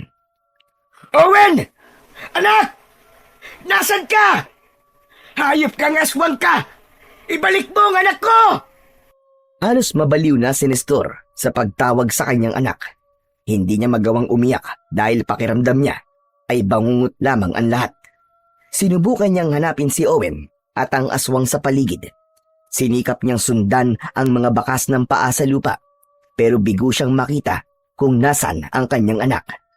Nang dahil sa walang tigil na pagsigaw ni Nestor, ay nagising na ang mga trabahador na natutulog na sa kani-kanilang mga kubo. Lumapit ang mga ito upang tanungin sa kanya kung ano ang nangyari. Tulungan niyo akong hanapin ang anak ko, mga kasama. Tinangay siya ng aswang. Parang awa niyo na tulungan niyo ako. Agad na kumilos ang ilang kalalakihan upang hanapin si Owen. May mga kumuha ng lampara at itak. Sinuyod ng mga yon ang kasukalan at iba pang parte ng taniman. Ngunit kahit isa sa mga yon ay walang nakakita kay Owen at sa aswang. Magdamag na umiyak si Nestor. Mabuti na lang at may ilan sa mga katrabaho niya ang sinamahan siya sa kanyang kubo upang pakalmain siya. Ngunit kahit na anong gawin ng mga yon, ay hindi nabawasan ang kaba at takot ni Nestor para sa kanyang anak na si Owen. Pakiramdam niya ay binigo niya si Owen bilang tatay nito dahil hindi niya ito nagawang protektahan. Nang madaling araw na yon, mag-isa na lang si Nestor sa kubo. Nakaupo siya sa may hagdan habang unti-unting kumakalat ang liwanag sa paligid. Hanggang sa oras na yon ay tulala pa rin si Nestor dahil sa nangyari. Gusto niyang isipin na panaginip lang ang lahat at magigising siya, nakasama pa rin niya si Owen. Pero kahit na anong pilit niyang isipin na ganun ang nangyari, ay hindi niya kayang itanggi sa sarili na hindi niya nakasama ang nag-iisa niyang anak. Hindi nagtagal ay nakita ni Nestor si Benjo na parating. Huminto ito sa harapan niya at nakakalokong ngumisi. Nakarating na sa akin ang balita. Kinuha pala ng aswang ang anak mo kagabi. Pwede ba, Nestor? Umalis ka na lang. Wala akong oras para makinig sa mga sasabihin mo. Tignan mo ang nangyari. Hindi ka nakinig sa sinabi ko sa inyo na umalis na kayo rito? Ngayon, wala na ang anak mo. Pinatay na siya ng aswang. Bawiin mo sinabi mo, Benjo. Hindi pa patay ang anak ko. Buhay pa siya. Masyado ka naman nagpapadala sa ilusyon mo, Nestor. Sa tingin mo ba'y buhay pa si Owen matapos siya kunin ng aswang? Nakalimutan mo na ba mga bangkay na natatagpuan dito sa San Bartolome tuwing umaga? Ang gawin mo ay maghintay ka na makita ng mga tao ang katawan ng anak mo. Ayaw sanang patulan pa ni Nestor si Benjo, ngunit hindi na siya nakapagtimpi pa nang sabihin itong patay na si Owen. Kahit maaaring totoo ang sinabi nito, ay hindi niya yun kayang tanggapin. Mabilis na tumayo si Nestor at sinugod ng suntok si Benjo. Ngunit nagawang iwasan ni Benjo ang kamao ni Nestor. Tumama sa hangin ang suntok niya at bagya siyang lumagpas kay Benjo. Nawalan siya ng balanse at sumubsob siya sa lupa. Akala mo ba kaya mo ako, Nestor? Ireserba mo yung lakas mo dahil sigurado ko na mauubusan ka ng lakas sa pag-iyak kapag nakita mo ng katawan ng anak mo. Kaya kung ako sa'yo, aalis na lang ako rito. Napakasama mo talaga, Benjo. Wala ka bang pamilya at ganyan ka kung magsalita? Huwag mo akong pagsalitaan ng ganyan dahil hindi mo alam kung ano nangyari sa pamilya ko. At ikaw lang ba may karapatan na magsalita ng kung ano-anong masasakit sa mga taong nakapaligid sa'yo? Anong klaseng tao ka? Umalis ka na rito, Nestor. Kung gusto mo pa mabuhay, ay lisanin mo na ang San Bartolome. Hindi alam ni Nestor, pero sa sinabi ni Benjo, ay hindi pangungutya ang nararamdaman niya, kundi tila nagmamalasakit ito sa kanya. Nang tumayo siya, ay sandali siyang tinignan ni Benjo at saka ito tumalikod. Malalaki ang mga hakbang na naglakad si Benjo palayo sa kanya. Naiwan si Nestor na nagtataka kung bakit may pakiramdam siya na may alam si Benjo sa nangyayari sa San Bartolome. Nang may masmasan si Nestor, ay agad siyang nag-isip ng paraan upang makita niya si Owen. Buhay man o patay, ay nais pa rin niyang makita ang kanyang anak. Agad siyang nagtungo sa mansyon ni Madam Candida. Isa sa mga kasambahay nito ang humarap sa kanya at anito ay nasa silid pa si Madam Candida at susubukan daw nitong pababain ang ginang. Kinakabahang naghintay si Nestor sa sala. Umupo siya sa malambot na sofa habang magkasalikop ang mga kamay. Hindi nagtagal ay bumaba na si Madam Candida na nakasuot pa ng pantulog. Umupo ito sa pang-isahang upuan sa kaliwa ni Nestor. Nestor, ano't naparito ka ng ganito kaaga? At bakit namamagang yung mga mata? Yan ba ay dahil hindi ka nakatulog o galing ka sa pag-iyak? Madam, nandito po ako para humingi po ng tulong sa inyo. Alam ko po na marami na kayong naitulong sa amin ng aking anak. Pero hayaan niyo po kung muling humingi ng tulong sa inyo. Nakikiusap po ako, Madam Candida. Sandali lang, Nestor. Kinakabahan naman ako sa sinasabi mo. Anong tulong ba ang kailangan mo? Sabihin mo at kung kaya ko, ay ibibigay ko kagad sa'yo. Inatake po ng aswang ang aming kubo kagabi. Tinangay po ng aswang si Owen, madam. Hihingi po sana ako ng tulong sa inyo na hanapin ang aking anak. Malakas po ang pakiramdam ko na buhay pa siya hanggang ngayon. Parang awa niyo na po. Tulungan niyo po kung maibalik sa akin ang aking anak. Napasinghap si Madam Candida. Sa gulat nito, ay naitakip nito ang isang kamay sa bibig. Ikinalulungkot ko nangyari sa anak mo, Nestor. Pero paano mo naman naisip na buhay pa ang iyong anak? Alam kong masakit. Pero kung aswang ang tumangay sa kanya, malamang ay pinatay na siya ng aswang. May sinabi po ang aswang. Ang sabi niya ay hindi niya papatayin si Owen dahil may maganda siyang plano sa aking anak. Kaya sigurado po ko na buhay pa si Owen hanggang ngayon. Tumango-tango si Madam Candida. Kung ganon, ay tutulungan kitang hanapin si Owen, Nestor. Kung buhay pa siya, ay uutusan ko mga tauhan ko para hanapin siya. Hindi ko sila patitigilin hanggat hindi na ibabalik sa iyo ang iyong anak. Sa labis na tuwa ni Nestor, ay lumuhod siya sa harapan ni Madam Candida. Niyakap niya ang binti nito at muli siyang napaiyak. Maraming salamat po, madam. Talagang napakabait niyo po. Maraming salamat po sa inyo. Ano ka ba, Nestor? Tumayo ka nga dyan. Hindi ako Diyos para luhuran mo. Ang gusto ko lang ay maging ligtas ang mga nagtatrabaho sa aking taniman at obligasyon ko na tulungan kayo sa inyong mga problema. Tinulungan si Nestor ni Madam Candida na tumayo. Pinunasan ni Nestor ang luha niya gamit ang kanyang mga kamay. Nang hawakan ni Madam Candida ang isa niyang kamay, ay naramdaman niya na sa wakas ay meron siyang tunay na kakampi sa paghahanap kay Owen. Nang sandaling yon, wala siyang ibang nais kundi ang makabalik ng buhay at ligtas ang kanyang anak. Tinupad naman ni Madam Candida ang sinabi nito kay Nestor. Inutusan nito ang mga tauhan nito na galugarin ang buong kasukalan at magtanong-tanong sa mga tao sa San Bartolome kung nakita ng mga ito si Owen. Maging ang ilang trabador ay tumulong na rin sa paghahanap. Inabot na sila ng gabi, ngunit bigo pa rin silang makita si Owen.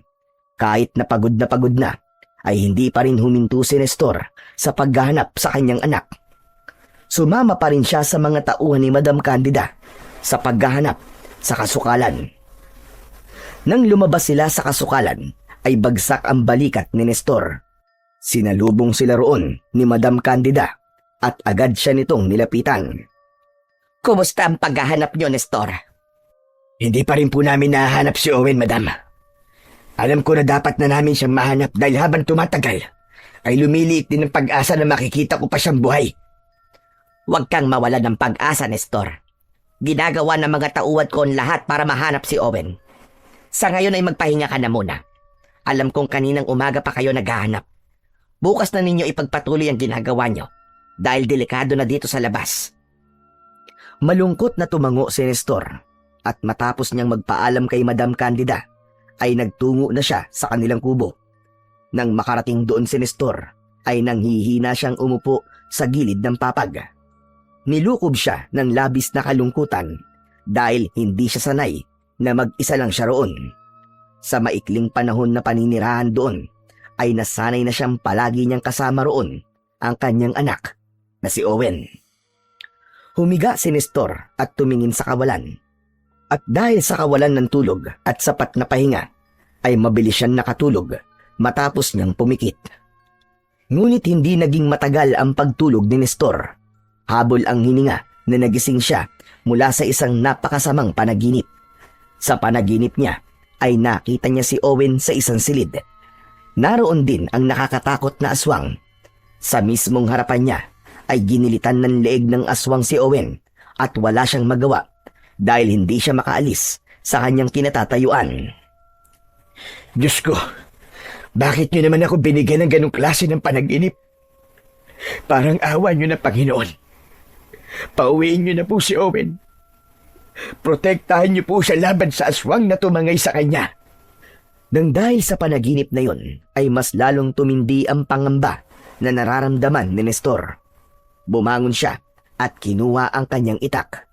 Walang pagdadalawang isip na lumabas siya upang muling hanapin si Owen. Malakas ang pakiramdam niya na nasa kakahuyan ang kanyang anak. Ngunit dahil sa napakalawak ng kakahuyan ay nahihirapan silang hanapin si Owen. Mag-isang pumasok sa kakahuyan si Nestor habang dala ang pag-asa na sa gabing yun ay matatagpuan niya na ang nawawala niyang anak. Ngunit hindi pa man siya masyadong nakakalayo nang makarinig siya ng isang sigaw mula sa isang parte ng kakahuyan. Tulong! Tulungan niyo ako! Saklolo! Teka, si Benjo ba yun? Tulong! Ayoko pa mamatay! Usang kumilos ang katawan ni Nestor. Sinundan niya ang pinanggagalingan ng sigaw. Makalipas ang ilang sandali, ay natagpuan niya si Benjo na nakahiga sa lupa habang sa ibabaw nito ay naroon ng aswang na kumuha kay Owen. Nagpambuno ang dalawa pero sa itsura ni Benjo ay halatang hirap na hirap ito. Pagkakita ni Nestor sa aswang ay nawala ang takot niya at napalitan yon ng galit. Walang pagdadalawang isip na tumakbo siya palapit dito. Ngunit bago pa niya ito mataganang itak, ay naramdaman nito ang kanyang presensya. Lumingon ito sa kanya at bago pa lumapat ang itak sa likod nito, ay mabilis itong tumalon palayo sa katawan ni Benjo. Muntik na niyang mataga si Benjo. Mabuti na lang ay nagawa niyang pigilan ang kanyang kamay. Hoy!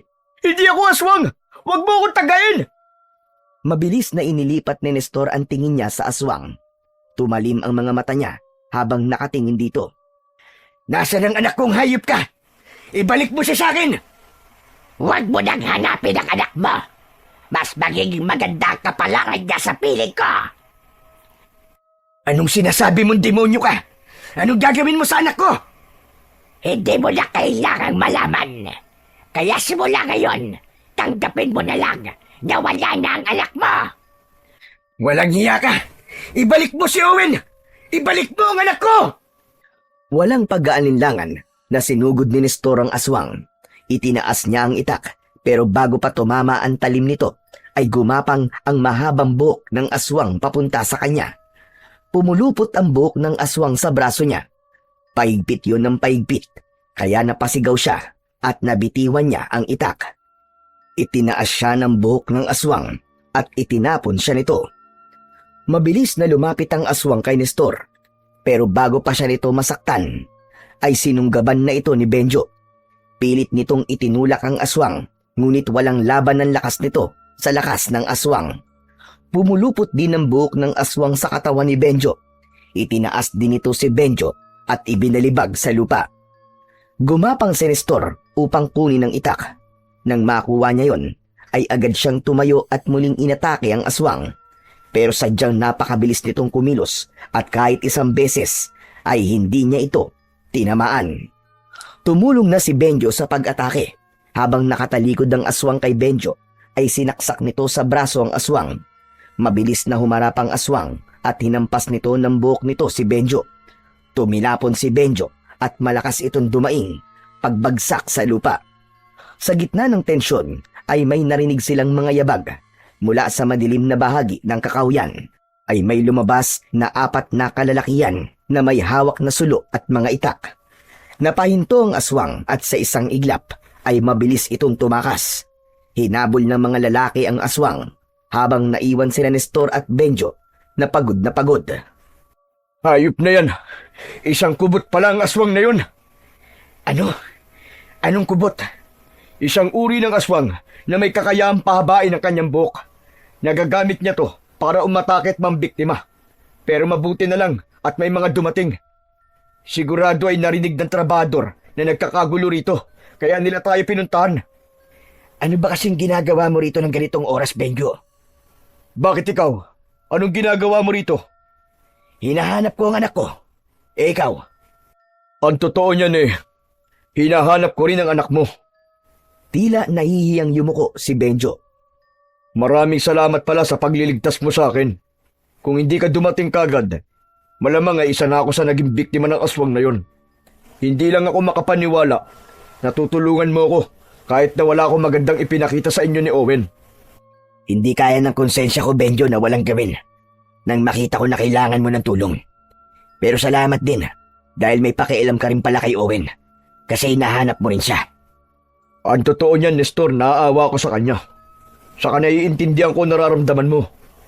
Kung buhay pa siya, malamang ay takot na yun. San ba kasi siya dinala ng aswang na yun? Sandali, Benjo. Anong ibig mong sabihin na naiintindihan mo nararamdaman ko? Naging biktima din ng aswang na yun ang pamilya ko. Inatake ng aswang ang bahay namin isang gabi at ako lang ang nakaligtas. Gusto ko ring mapatay ang aswang na yun para ipaghiganti ang ginawa niya sa pamilya ko. Kaya ako kayo pinapaalis noon ay dahil ayokong may mga dayo pang madamay sa mga pagpatay dito sa San Bartolome. Pasensya ka na nga lang talaga kasi sadyang magaspang ang aking ugali at masakit ako magsalita. Ngayon ay naiintindihan na kita. Dapat pala inalam ko muna ang pinaghuhugutan mo kung bakit masama ang ugali mo. Naputol ang pag-uusap ng dalawa nang bumalik na ang 4 na lalaki. Ayon sa mga ito, ay hindi na nila naabutan ang aswang dahil masyado daw itong mabilis. Nang sandaling yun, ay naisip ni Nestor na magpahinga na. Kahit paano, ay nagkaroon siya ng pag-asa na buhay pa rin si Owen dahil sa sinabi ng aswang kanina. Ngunit hindi siya papayag na hindi niya mababawi ang kanyang anak dito. Kung kinakailangan na ibuwis niya ang kanyang buhay, ay gagawin niya. Sa kabila ng kakulangan sa tulog, ay maaga pa rin nagising si Nestor. Kahit nais niyang hanapin si Owen, ay mas pinili muna niyang magtungo sa taniman ng paminta upang magtrabaho. Umasa na lamang siya na kumikilos pa rin ang mga tauhan ni Madam Candida upang hanapin ang anak niyang si Owen. At kahit pa namuntik siyang mamatay sa pakikipaglaban sa aswang kagabi, alam ni Nestor na may isang bagay na nangyari at yun ay ang pagkakabati nila ni Benjo. Sa totoo lang ay hindi siya sanay na merong kaaway kaya para sa kanya ay napakahalaga ng bagay na yun. Sa gitna ng pagtatrabaho ni Nestor ay napansin niya si Benjo na nakatayo sa ilalim ng isang puno sa gilid ng taniman.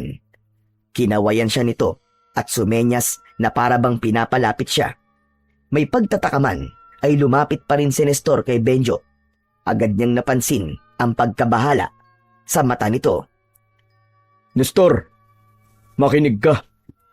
May kailangan akong sabihin sa'yo. Sa tingin ko, ay kilala ko na kung sino ang aswang. Ano? Sino, Benjo? Alam kong hindi ka maniniwala. Si Madam Candida.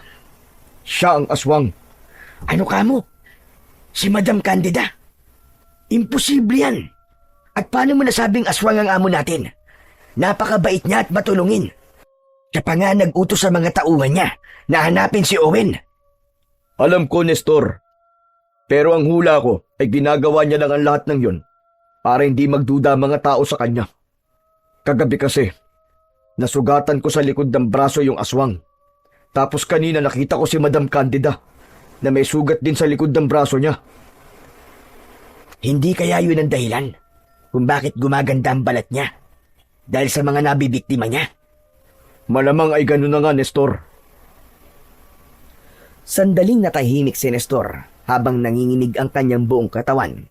Hindi pa rin siya makapaniwala na may posibilidad na si Madam Candida ang aswang sa San Bartolome at ito rin ang dumukot sa kanyang anak. Mariin na ikinuyom ni Nestor ang kanyang mga kamay.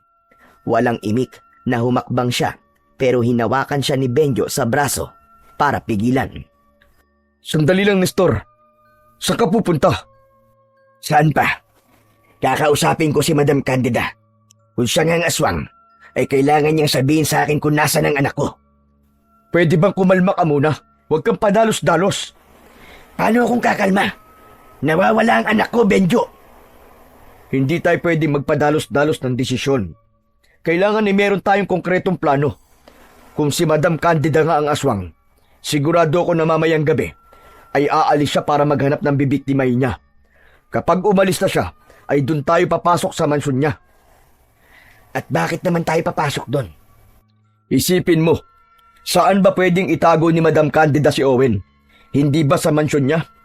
Saka merong basement sa mansyon si Madam. Dati imbakan nyo ng mga naaning paminta. Pero simula na magpagawa siya ng hiwalay na imbakan, ay isinarado niya na ang basement. Malakas ang kutob ko na naroon ng anak mo.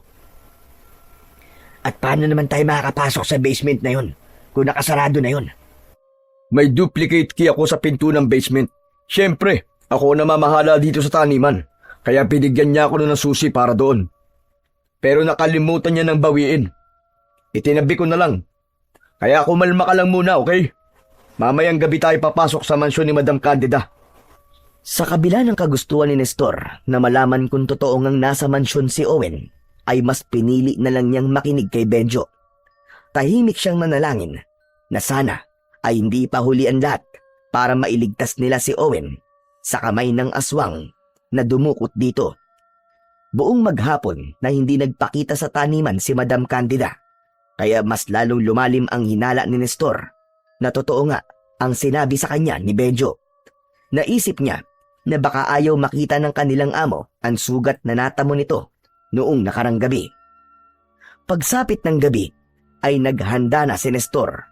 Isinabit niya sa kanyang bewang ang bagong hasa na itak. Kumuha rin siya ng isang kawayan na may matulis na dulo. Naglagay siya ng asin sa plastik at isinilid niya yon sa bulsa ng kanyang pantalon. Makalipas ang ilang sandali ay may kumatok sa pinto ng kanyang kubo.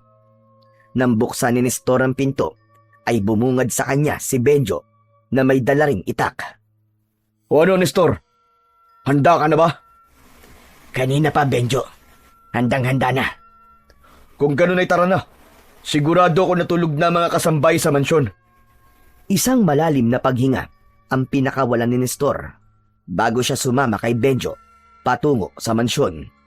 Dumaan sila sa kakahuyan at nang lumabas sila roon ay nasa likod na sila ng bahay ni Madam Candida. Gamit ang isang hagdan ay umakyat sila sa beranda ng isang silid sa ikalawang palapag. Mula roon ay matagumpay silang nakapasok sa loob ng mansyon. Madilim ang paligid, kaya sandali silang huminto upang sanayin ang mga mata nila sa dilim. Matapos yun, ay lumabas sila ng naturang silid at bumaba sa napakalaking hagdan. Maingat ang bawat hakbang nilang dalawa. Alam nila na isang maliit na ingay lang ay maaaring may magising at malaman na naroon sila. Pagdating sa ibaba, ay pumasok sila sa isang pinto na nasa ilalim ng hagdan. Isang hagdan pababaan sumalubong sa kanilang dalawa. Naunang bumaba si Benjo habang nakasunod naman sa kanya si Nestor. Sa dulo ng hagdan ay may isang malaking pinto na yari sa makapal na uri ng bakal. Inilabas ni Benjo ang isang susi sa bulsa at gamit yun ay binuksan nito ang pinto. Marahang itinulak yun ni Benjo. Pagpasok nila ay may narinig silang kaluskos. Nang buksan ni Benjo ang ilaw ay bumaha ang liwanag sa basement at naluwa si Nestor nang makita niya si Owen na nasa isang sulok. Nakatali ang mga kamay at paa nito.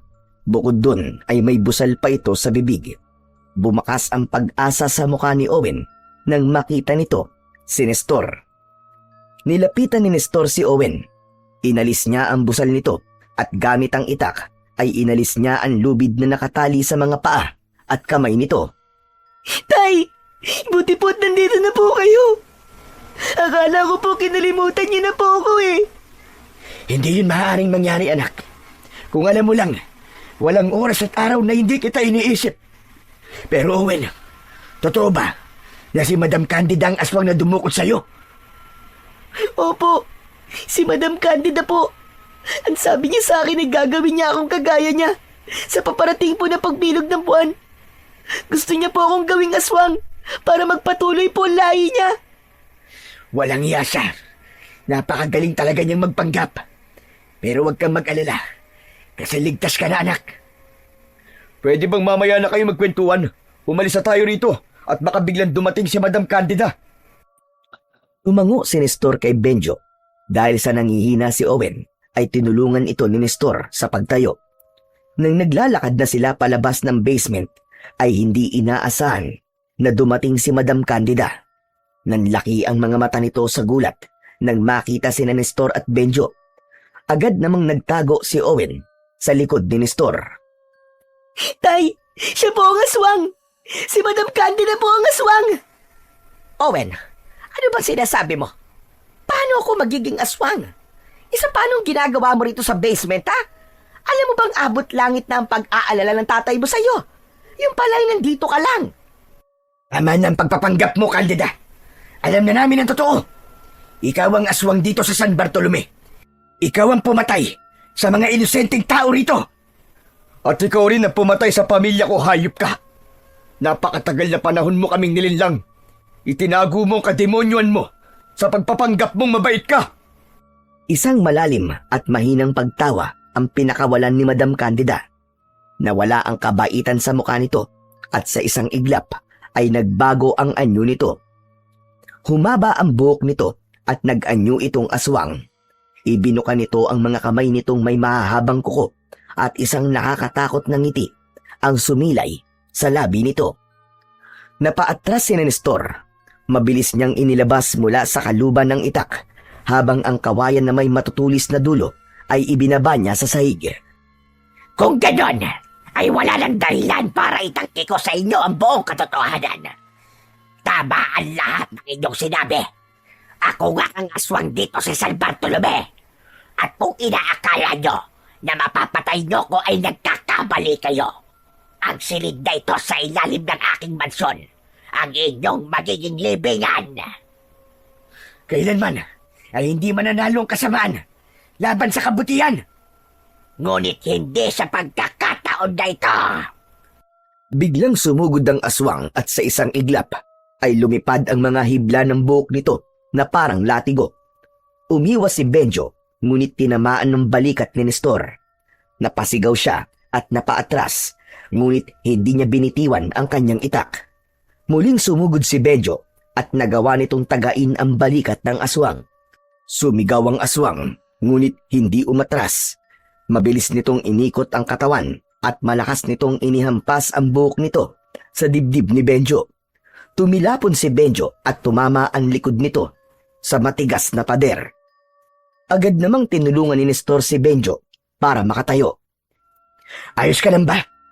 Ayos lang ako, pero ang lakas niya. Hindi tayo pwede sumuko.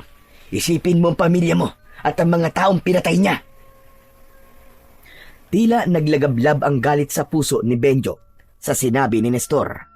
Muli itong nakipaglaban sa aswang. Tumulong na rin si Nestor at tinarget niya ang mga binti ng aswang. Tumama ang dulo ng itak sa kaliwang paa nito at sumirit mula roon ang dugo nito. Umatras ang aswang at galit itong umangil na parabang nais nito silang sindakin. Inaakala mo bang matatakot pa kami? Wala ka ng kawala, Candida. Hindi kami ang maililibing sa basement mo, kundi ikaw mismo. Masyado mo naman akong minamaliit, Nestor. Tignan na lang natin kung hindi mo kainin ang lahat na sinabi mo kapag nasa impyerno ka na. Sa isang mabilis na hakbang ay biglang nasa harapan na nila kagad ang aswang. Sabay itong sinunggaban ang leeg ni Nestor at Benjo gamit ang magkabilaan nitong kamay. Naputol ang paghinga nila. Walang kahirap-hirap na inangat sila nito sa ere. Pilit silang kumakawala, ngunit parang bakal ang kamay ng aswang na nakasakal sa kanila. Sabay na nabitiwan ni Nestor at Benjo ang kanika nilang mga itak. Ngayon nyo sabihin na kaya nyo kong patayin. Ano? Lumaban tayo! Habang unti-unting nagdidilim ang paningin ni Nestor, ay naaninag niya ang maliit na figura ni Owen. Mabilis nitong dinampot ang kawayang may tulis sa dulo na binitiwan niya kanina. Tumakbo ito papunta sa aswang at buong lakas nitong isinaksak ang kawayan sa dibdib mismo ng aswang. Napasinghal ang aswang. Binitiwan ito sina Nestor at Benjo. Bumagsak silang pareho sa lupa habang habol ang kanilang paghinga. Napaatras ang aswang habang nakabaon pa rin sa dibdib nito ang matulis na kawayan. Hindi na nag-aksaya pa ng panahon si Nestor. Kinuha niya ang matalim niyang itak. Tumayo siya at sumugod sa aswang. Tinaga niya ito sa leeg at saka paulit-ulit na inundayan ng saksak ang tiyan nito. Sumugod din si Benjo at tinaga nito ang likod ng aswang nang walang tigil. Hindi nagtagal ay tuluyan ang bumagsak ang aswang sa malamig na sahig ng basement. Nakadilat ang mga mata at hindi na humihinga. Hingal na hingal si Nestor nang lumapit sa kanya si Owen. Umiiyak ang bata nang mahigpit siya nitong yakapin. Tahan na, anak. Tahan na. Wala na. Patay na ang aswang. Ligtas ka na. Anak, ang galing mo. Napakatapang mo, anak. Salamat po talaga, Tay. Salamat din po sa inyo, Mang Benjo. Walang anuman yun, Owen. Ang mabuti pa ay umalis na tayo rito. Kailangan malaman ng lahat kung sino talaga ang kandida na yan. Matapos ang madugong laban sa basement ni Madam Candida, ay lumabas na ng mansyon si Nestor, Benjo at Owen. Isa-isa nilang pinuntahan ang kubo ng mga trabahador at ginising nila ang mga yon. Ipinaalam nila na napatay na nila ang aswang at sinabi nila kung nasaan ang bangkay nito. Sumugod ang mga tao sa mansyon ni Madam Candida. Lahat ay nagtungo sa basement at lahat ay nagimbal nang makita ang walang buhay na katawan ng aswang. At sa mismong harapan ng mga naroon ay bumalik sa pagiging tao ang anyo ng aswang. Doon na tuluyang nalantad sa lahat ang katotohanan na ang babaeng nagpakita sa kanila ng kabutihan ay ang aswang na siyang pumatay sa napakaraming inosenteng buhay sa San Bartolome.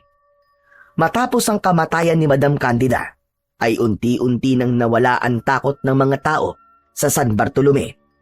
Sa tuwing sasapit ang dilim, habang sina Nestor at Owen naman ay labis na nagpasalamat sa Diyos dahil sa kabila ng napakaraming hirap na kanilang pinagdaanan, ay nanatili pa rin silang magkasama at buhay.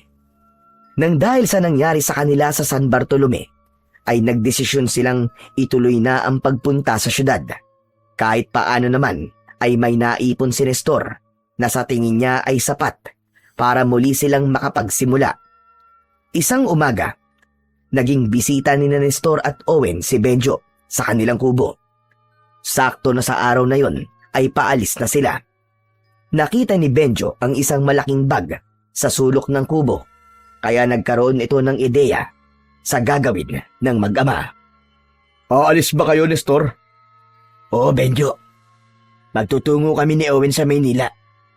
Hindi na kasi namin kayang manatili pa rito matapos ang mga nangyari. Alam nyo ba, na kaya ko kayo pinuntahan dito ay para magpaalam sa inyo. Ang totoo niyan, ay pupunta na rin ako ng Maynila eh. Patay na ang aswang at naipaghiganti ko na ang pamilya ko. Kaya wala nang dahilan pa para manatili ako rito. Teka, meron na ba kayong matutuluyan sa Maynila?